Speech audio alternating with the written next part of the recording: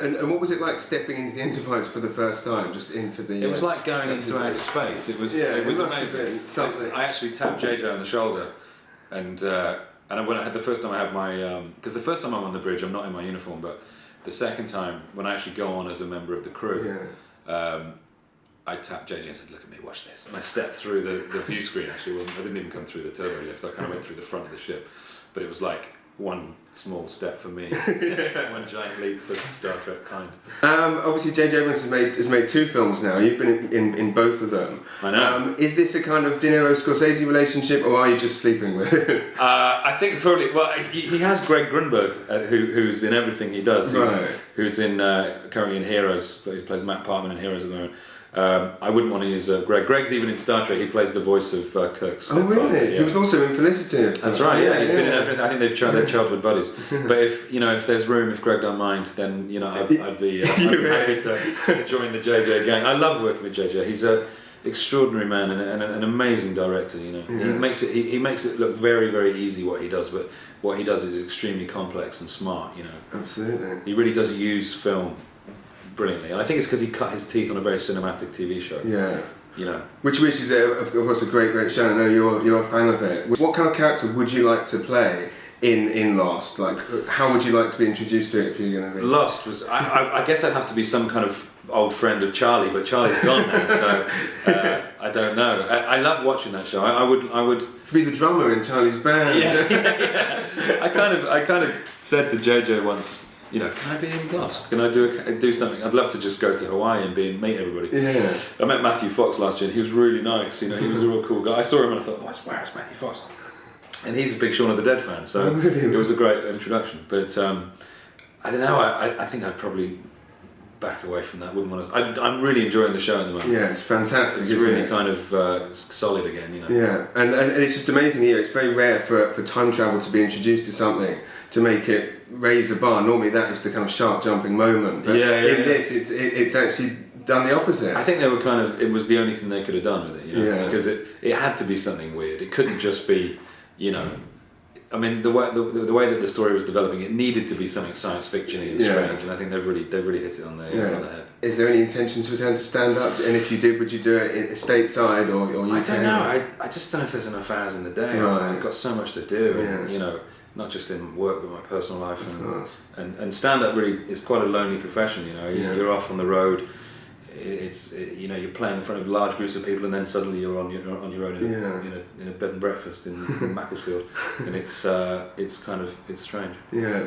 Not Macclesfield, I like that. The local paper's going to have that front page. I just remember, Macclesfield. I remember doing a gig in Macclesfield and it being a really good one, and then suddenly just being sat in this tiny little B&B. No, it's miserable, isn't it? Obviously, the last 5 years have been mega for you in terms of where you've come and where do you see yourself in 5 years? I know you're not someone that kind of makes a career plan, but realistically. I don't know. I just want to keep doing good stuff. I try and the most important thing for me is that I enjoy my job. And the end product in some respects isn't as important to me as actually enjoying being on set every day. And if it comes out as a good film as well, that's a bonus.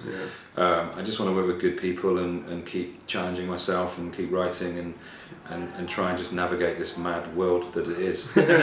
Excellent. Well, thanks so much for joining us on the Thanks, James. Thank you very much. Fantastic. And do you mind saying Uncle Chop Chop loves the movie show? Chance. No. Cheers. I couldn't believe it when the bartender told me who you are. Why are you talking to me, man? Your father was captain of a starship for 12 minutes. He saved 800 lives, including yours. I dare you to do better. Enlist in Starfleet.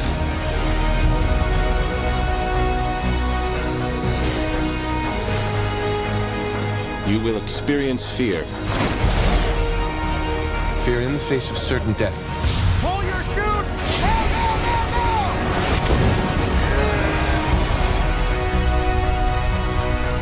We received a distress call. I've been waiting for this day my whole life. this day of reckoning. We've got no captain and no first officer to replace him. Yeah, we do.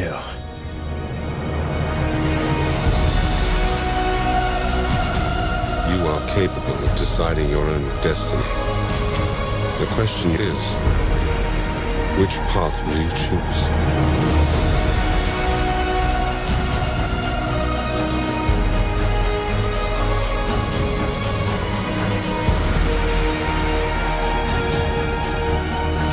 James T. Kirk was a great man, but that was another life.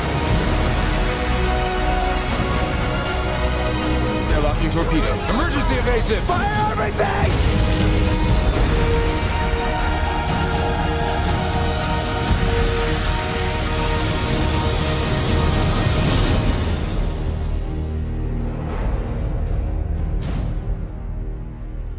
You know what? I love the movie show. I can't get enough of it. I will go on the internet and download it and stay up till 3 in the morning just to get it live. And if you're not watching this, then you are sick.